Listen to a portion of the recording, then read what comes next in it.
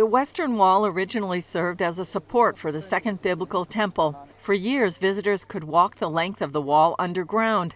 Now, the Great Bridge Tour of the Western Wall tunnels takes visitors even deeper into history. Basically, we're digging the roots of Jerusalem that connect to everyone. Every room is connected to a different story, to a different paragraph that we find in the text. The Western Wall Heritage Foundation sees the Great Bridge story as a symbol for the glory and destruction of all Jerusalem. Tour Guide Yishai Salomon describes the excavations as putting together a puzzle. We have the frame and we have other archaeological digs. Opening up this place helps us to connect to the most holiest site, and that's the Temple Mount and the Western Wall. Hopefully also connecting the people that come and visit this place to the big idea behind it. The new route begins here with a historical overview. And we're starting with the main mountain in Jerusalem. It's called the Temple Mount and Mount Moriah, the temple that was built later on by Solomon and Herod. One of the key stories in the Bible, the binding of Isaac, happens over here. It happened 3,800 years ago. Beneath people praying at the Western Wall, visitors enter rooms less than 100 feet from the Temple Mount. These arches are between 6 to 7 meters width, and that's the first bridge that stood here from the days of the Hasmoneans. This takes us back 2,150 years. They built the original bridge, and above it there's ancient cement that held up the aqueduct that brought the water to the Temple Mount. From sacrifices to cleansing needed to enter the Temple Mount, water was vital to worship. Standing in a mikveh, a ritual bath, Solomon said when archaeologists first came to the Holy Land in the 1800s, they discovered something they couldn't explain. This isn't a cistern filled up with water for drinking. This isn't a bathhouse, because we know how a bathhouse looks like. So they write, we found a room with steps going in and plaster on the wall. Since then, they've discovered 300 ritual baths in Jerusalem and 900 around Israel from the Second Temple times, 4 of them in the Western Wall tunnels. That would have been used by worshippers to cleanse themselves before ascending the mount.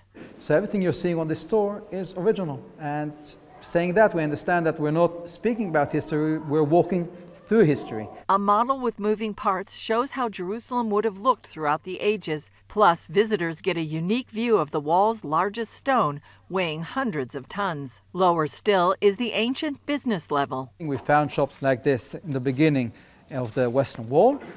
And on your left, you can see remainings of the destruction of the Western Wall. These stones that are lying over here on the left were covering the whole excavation, and these were thrown down by the Romans, 70 CE. The people of that day had no idea it would take 2,000 years to come back home. They thought that as the first temple was destroyed and the second temple was built 70 years later, same thing will happen over here. Archaeologists have been able to excavate here since the 1967 Six-Day War put the holy site back into Israeli hands. Before then, only a small alley existed next to the wall in which to pray. Afterward, they built the large plaza. The plaza was created, but no one really checked what's beneath it and rebuilt the floors. Western Wall Rabbi Shmuel Rabinovich says the digging uncovers the Jewish heritage. Our roots are here in every corner. We're working very hard to excavate, to find them and show them to the next generation.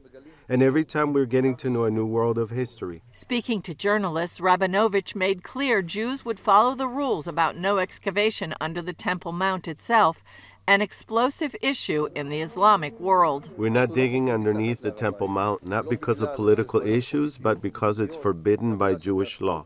Rabinovich says, unlike the Temple Mount, the Western Wall and tunnels are available to everyone. In 1967, when we came back, we opened the place to all religions, to everyone.